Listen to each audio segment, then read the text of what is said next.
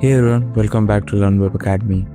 If you have just installed WordPress and opened the dashboard for the first time and felt confused, this video is for you.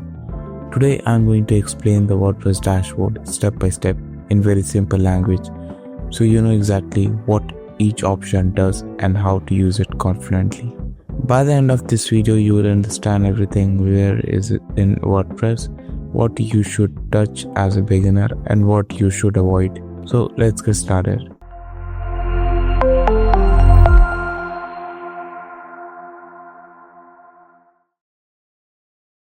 What is the WordPress dashboard? The WordPress dashboard is the control panel of your website. From here, you can create pages and blog posts, install themes and plugins, customize your website design, manage users, control website settings. Think of it like a backend of your website. Visitors don't see this, only you do. Dashboard. When you log into the dashboard, here you will see widgets like At a Glance, Activity, WordPress Events and News, and few other options. As a beginner, you don't need to worry about this page is only for quick updates. Posts are used for blog content like articles, tutorials and updates. Inside post, you will find all posts, add new post, categories and tags. Use post only if you plan to write blogs.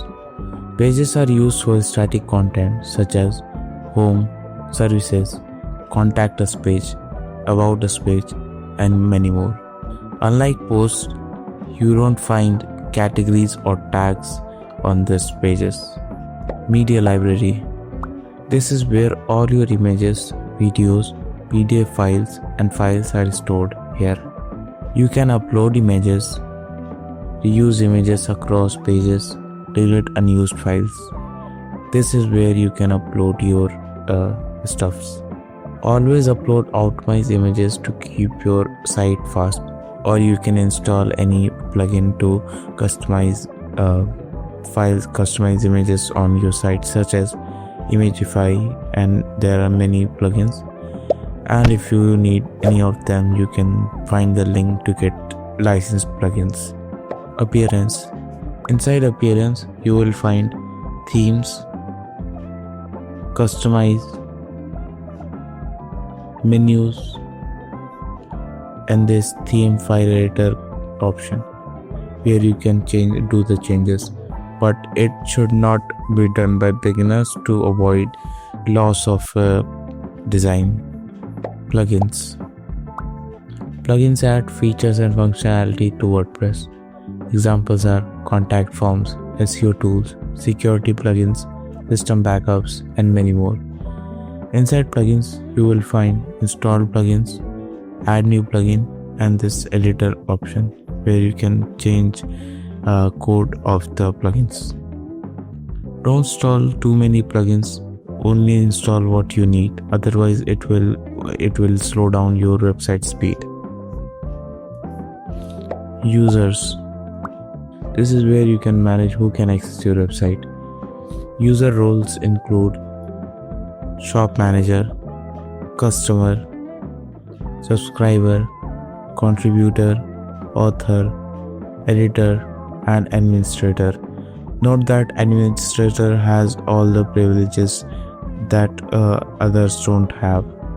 Tools. This section is rarely used by beginners.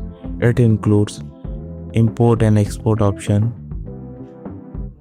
site health, and export personal data, and you also have option to erase them. Settings.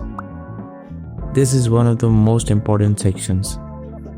Key settings beginners should check: site title, tagline, site icon, the time zone, and date format and time format. On the writing page, you will find option for blog section, and on the reading page, you can set your custom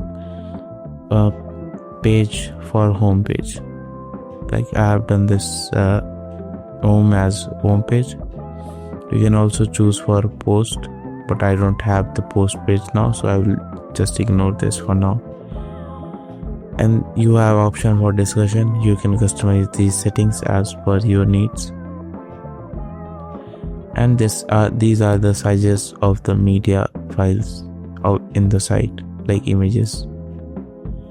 And if you go to Permalinks, you will have to select this post name, and this is recommended because this will help you boost your SEO rankings. Top admin bar explained. This is option where you can quickly create post, media, page, and floating elements. These are from Elementor plugin, and this is the user role. And from right side, you can edit your profile or log out from the WordPress dashboard. What beginners should do and should not do.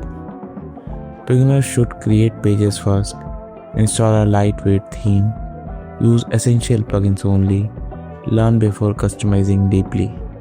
Beginners should not delete default files without understanding, install too many plugins, change URLs randomly, ignore updates. Summary. Let's quickly recap. Dashboard is website control center. Pages are main website content. Posts are blog content. Appearance is design of the website. Plugins are features of the site. Settings are core configuration. Once you understand the dashboard, WordPress becomes very easy. And that's your complete beginner guide to WordPress dashboard. If this video helped you, make sure you like, subscribe to LearnWeb Academy, and turn on notification for more WordPress tutorials. In the next video, we will dive deeper into WordPress.